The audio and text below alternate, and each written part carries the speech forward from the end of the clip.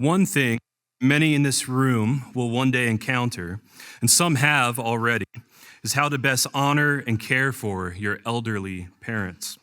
As we know, our society has jumbled up the role and purpose of the family.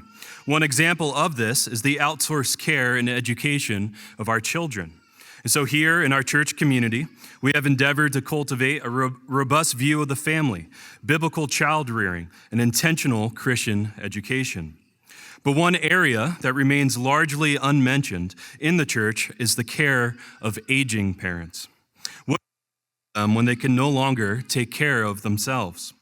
We readily admit that the practical questions are as numerous as the variables involved. But a foundational guiding principle to embrace right now to help answer these future questions is this: that God desires for children to honor, love, and care for their parents. When writing to Timothy regarding the support of widows, the Apostle Paul explained that the responsibility falls first to the family. He said that the children of the widow should learn to show godliness to their own household and repay their parents. This is a basic familial duty, and one that Paul says is especially pleasing to God.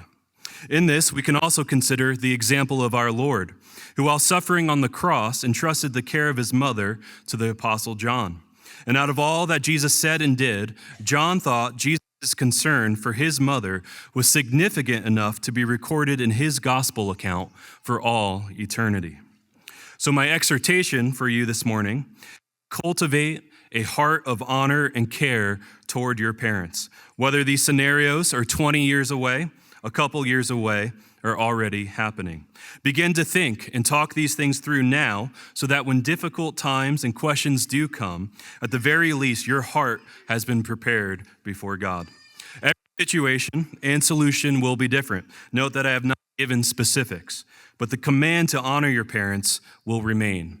For some of you, this might require great sacrifice and discomfort.